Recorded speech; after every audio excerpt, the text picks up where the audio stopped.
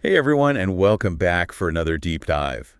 Today we're going to be exploring something that's, well, let's be honest, it's probably going to keep you up at night. Oh, yeah. The use of darkness in survival horror games. Ah, We've got this really cool article here from Game Rant. It's called 8 Best Survival Horror Games with Dark Environments. And I think if you're a fan of horror games or if you're just interested in why darkness freaks us out so much, you're going to love this deep dive. We were talking about games set in creepy bunkers and abandoned asylums. Oh, and even a space station with super unreliable lighting. So yeah, buckle up. sounds fun. So darkness in horror games, it's not just about making things look spooky. There's got to be something more to it. Right. Yeah, you hit the nail on the head. It's a tool that game designers use to tap into our, primal fears. Oh, totally. Yeah. Think about it. When you're watching a scary movie, is it scarier with the lights on or off? It's always scarier in the dark. For sure. Is it because when our vision is limited, we feel vulnerable, right? Yeah. And suddenly our imaginations run wild. Like what's lurking just out of sight? Suddenly every shadow is like a monster, you know? And our brains just automatically fill in the blanks with the worst case scenario when we can't see. Exactly. And game designers, they know this, right? So they use it. They use darkness to create that creepy atmosphere, build suspense, and those jump scares. Oh man, so much better in the dark. But the article makes a good point. You can have too much of a good thing. Oh, really? Yeah, too much darkness, and it can be frustrating for players. Like you can't even see where you're going. Right, it's a balance. Exactly. Yeah, I gotta find that sweet spot. So let's jump into some of the games from the article. Okay, first up, we've got Amnesia, the Bunker. The name kind of gives it away. It takes place in a bunker, but there's a really unique twist with the darkness in this one. Oh yeah, Amnesia. That one's got a cool mechanic, your flashlight. It actually attracts the monster. Wait, what? So, the safer you feel, the more danger you're actually in. That's wild. It's like a constant tension, right? You have to choose between seeing and being safe. You're always managing your resources, in this case, your light. Oh, I get it. Stressful. Especially if you're playing in the dark and you're prone to jump scares. Oh, yeah, big time. Okay, so next we've got Until Dawn. This one leans into the darkness. The whole game is at night, right? Yep, all night. And it just sets this, mood of dread from the beginning, you know? Yeah. And they use that darkness really well, especially with the Wendigos. The Wendigos. Yeah, those terrifying creatures. Oh, right. For those who haven't played the game, can you give us the rundown on what a Wendigo is? Oh, for sure. So Wendigos, they're these super powerful predatory creatures. They come from Native American folklore, and they're usually depicted as really, really skinny, almost skeletal, and they have this insatiable hunger for human flesh. Okay, yeah, that's already pretty creepy. Mm-hmm. So how does Until Dawn use the darkness to make them even scarier? Well, you don't really see them clearly, ever. Maybe you'll catch a glimpse in the shadows, or you'll hear them, their howls echoing, but you never get a good look. The darkness keeps them hidden. So it's all about what you don't see. Exactly. It makes them way more terrifying. Like you're constantly on edge. Right. Okay, let's go from the mountains to the ocean with SOMA, an underwater research facility. Got to be dark down there. Soma. Ooh, yeah, underwater setting, naturally dark and claustrophobic, I bet. So how does the game use darkness specifically to amp up those feelings? Well, you can't really see that well underwater, right? So you have to use these artificial lights, but they're not always reliable. Sometimes they don't even reach that far. That's terrifying. It is. You're never really sure what's out there in the dark. Plus the sound design, top notch. All these strange noises and echoes really gets your imagination going. So it's like a full sensory experience. The darkness messes with your sight and your hearing. Yeah, exactly. And you know what's interesting about Soma? Yeah. Sometimes darkness can actually be an advantage. Really? Yeah, you can use it to hide from the creatures. Ooh, I like that. So darkness isn't always the enemy. Right. Okay, let's go back to dry land, and let's talk about a game that has a seriously dramatic use of lighting. Resident Evil 7. Remember the beginning?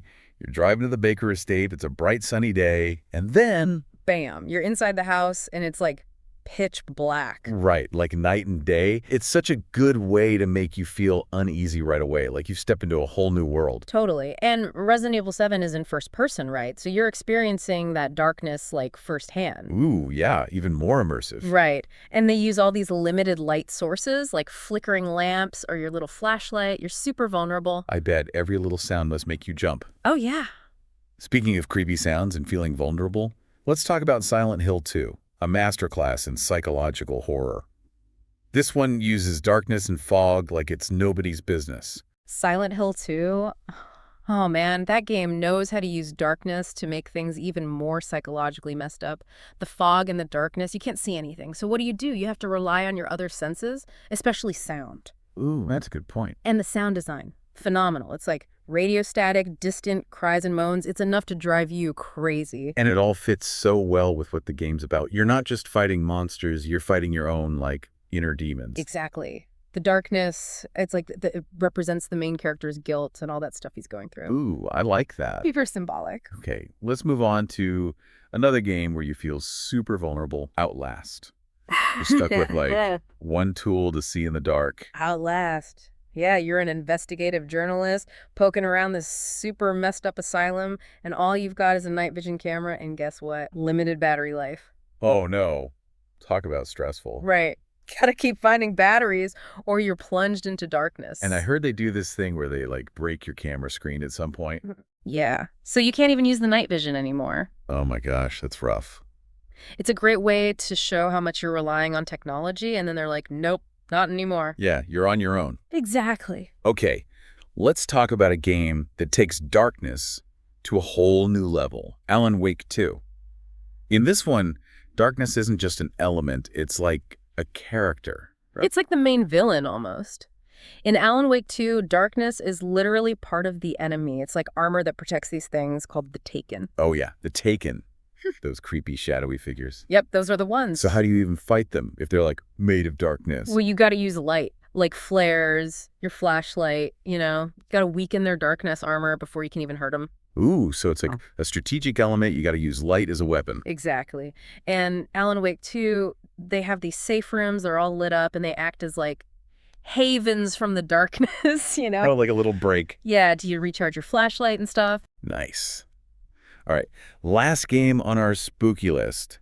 A game that's famous for its sound design. It's Dead Space. Right. It takes place on this space station, and the lighting, super unreliable. Doesn't sound like a fun place to be. Dead Space. Oh, yeah. Dead Space is a great example of resource management, especially when it comes to light. Do you keep the lights on so you can see? Or do you power something else, like life support? Oh, man, that's a tough choice. You need both. Right. And to make it even worse, they have this thing called the intensity director. It randomly triggers events in the game. Sometimes it even turns off the lights. Wait, the game is messing with the lights on purpose. Yeah. It's so sneaky. So you never know when you're going to be plunged into darkness. Keeps you on your toes. And the sound design, ooh, it's incredible. All these creepy creaks and groans, and of course the necromorphs. Their screeches will haunt your dreams. I bet. And it's even scarier in the dark, right? Like you said, all your senses are heightened. Exactly. It's like the darkness itself is whispering to you, be afraid, be very afraid. So I think it's safe to say that darkness is more than just a visual thing in horror games, right? It messes with your head. It creates all this tension and fear. Right. It's a tool that designers use to, like, you know, play with our emotions. Yeah, and I think it's really interesting how some games, like Amnesia and Outlast, force you to rely on technology, and then they just take it away. It makes you think about what you would do in that situation. You know? Oh, for sure. It's a very primal fear, being alone in the dark, like totally helpless. So what do you think, listeners? Is darkness just a cheap scare tactic, or is it something more, something deeper? We want to know what you think. And if you haven't played these games, check them out. You might be surprised by how effective darkness can be at making a game truly terrifying. Explore it. See what it has to teach you. You never know what you might find. Until next time, stay curious and keep exploring.